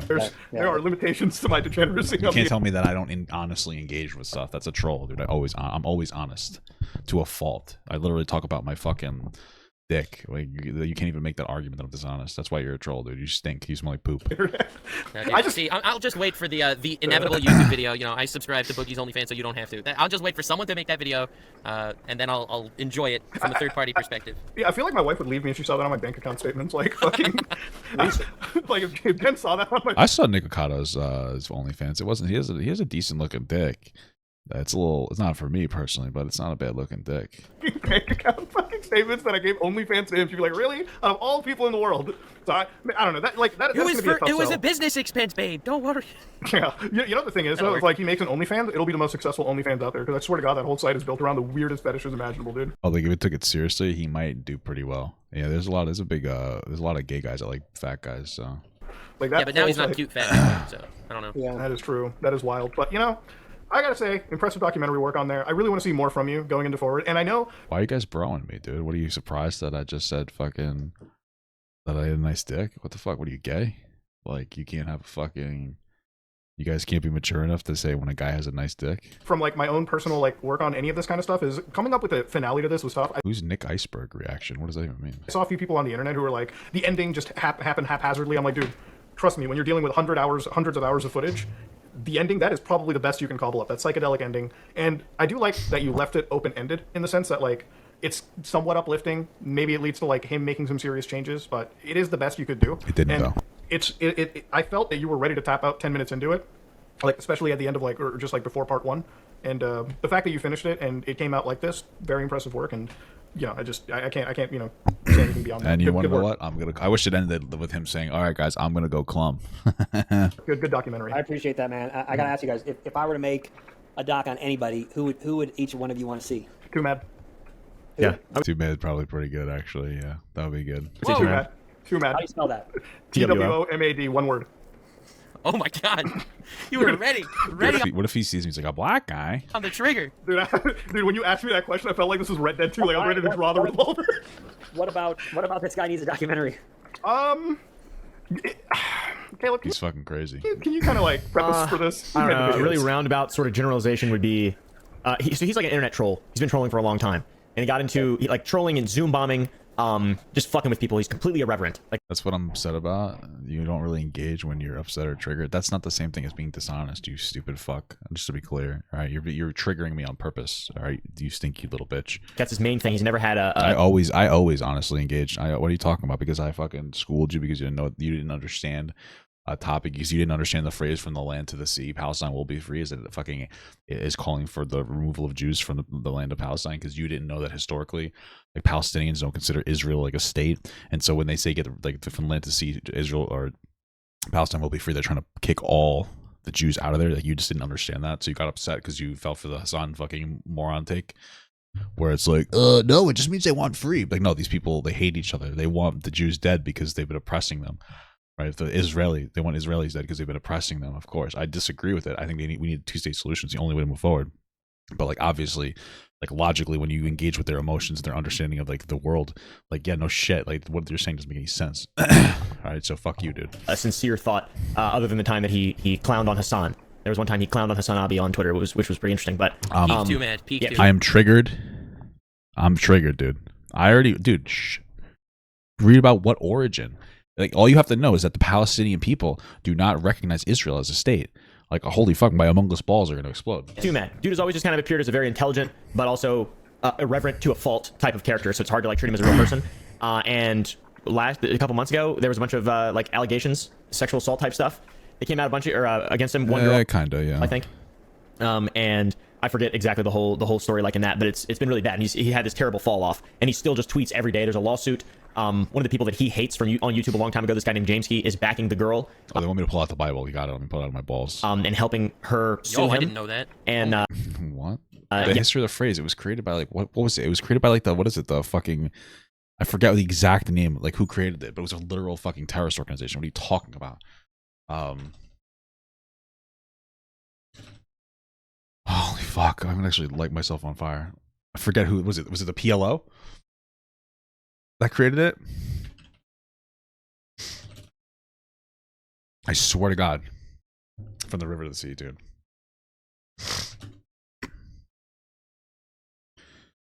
I'm pretty sure it was the PLO, and it's a fucking terrorist organization, dude. Are you kidding? Yeah, and like delivering this big again, like I understand why they would want that. They've been oppressed by the Israeli government. Like, do you think that they want to live peacefully with them? What you're saying just doesn't make any logical sense. That and lawsuit, and now there's more lawsuits, and he just doesn't. He doesn't take it seriously. He doesn't take it seriously. He's completely irreverent still, and it makes him look like a fucking fool online. And like, I don't know. It's really weird. It's like weird. Like you want to talk about a situation with like Boogie where you were like, this guy had everything and now he lost it all. This is a live situation of that entirely, and it's actually arguably a bigger scale because Too Mad, without no joke, he was a very influential creator at his peak, right? Like you could upload a video about anything and trend, do whatever. He was one of the most powerful driving forces on the internet for a brief period in time. And had he just stuck doing that, I think he could have one of the best careers still to this day. He does not treat his lawsuit seriously. Like if you're getting at some moment in time, he treats it so unseriously. For example, that when I saw all this coming out, I thought he was literally staging all of it for a video. I really thought he was. There's still like a part of me that's thinking, could this be somehow fake? But it's obviously not. No, that's how outlandish it looks from the outside. And the thing about it is like he's a guy that's very much in denial. Like if you talk to him about it, he's in denial. You can, and this is where like it comes. Like this is where my personal belief is. Like if I give you advice, I don't expect you to take it, but like if you're going to come out later and then just tell me, or like basically disregard anything that I say and immediately believe you're right, then I'm just at that moment in time I stop giving a shit, right? And that's one of the things that if you're going to make a documentary on a guy like this, you can look right into it.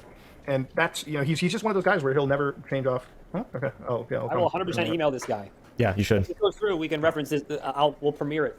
My man, if you do it, I would love. Even on Wikipedia, the slogan's meaning remains continuous, with some groups insisting it remains contentious, bro. Whatever. With some groups, it's contentious, but with some groups, it means the dismantling of a Jewish state. Like, why the fuck would you think that they wouldn't want to dismantle a Jewish state? It doesn't make sense that you would think that. I'll have to come down and fucking do something with you. Yeah. I was gonna say we could probably link you up with him. I'm sure. Yeah. But, if you could, listen, hey, this is content on demand. I will make it. I appreciate you guys. 100%. This was super fun, and yeah, I gotta head out. I just had like a thing pop up actually right now. Somebody just that's why I was like looking to the side there real quick. Who was there? Tell me. This is Sniper Wolf. But again, I want to thank you, Mike, for coming on and taking your time to talk about it. Yeah, nice to meet you. And honestly, it's so nice to see someone just making a massive video, huge undertaking, just purely because they love what they're doing.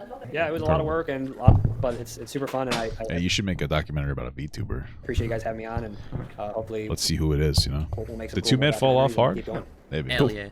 All right. Well, ladies and gentlemen, this has been another episode of the podcast. Make sure to check out Mike Clum's YouTube channel. We'll have it linked in the description below. Check out Nux Taku. Check out Caleb, also known as Unveils. And make sure you buy some Sour Boys. By the way, I just want to stay up safe on the record. Caleb, your shipment came in to my house. And can I just say right now, this shit is like crack cocaine. Is that my flavor? It's the mango slap. Hey, Mr. I ripped Wellerman. the top off. I ripped the top off just because I wanted to get into it. I fucking love this flavor. So yeah, check out Sour Boys Candy, and our boy's killing it. And if you ever run out of content, my channel's always available. Some Ordinary Gamers. That's it, ladies and gentlemen. This is us, and we're out. Cool. I mean, the only thing Tomb Head's posting is about the situation. And groomers, Your Honor, I'd like to plead oopsie. Like, he's kind of fucking. He probably has enough money to not give a shit anymore. All right, baby. Cool. That was good. I'm happy we got to see what Michael Clum said. I don't know if this is gonna be the last of the booger, but hopefully I get a couple-day break before I gotta engage in more boogers. Bullshit. I'm fucking clumming my pants right now.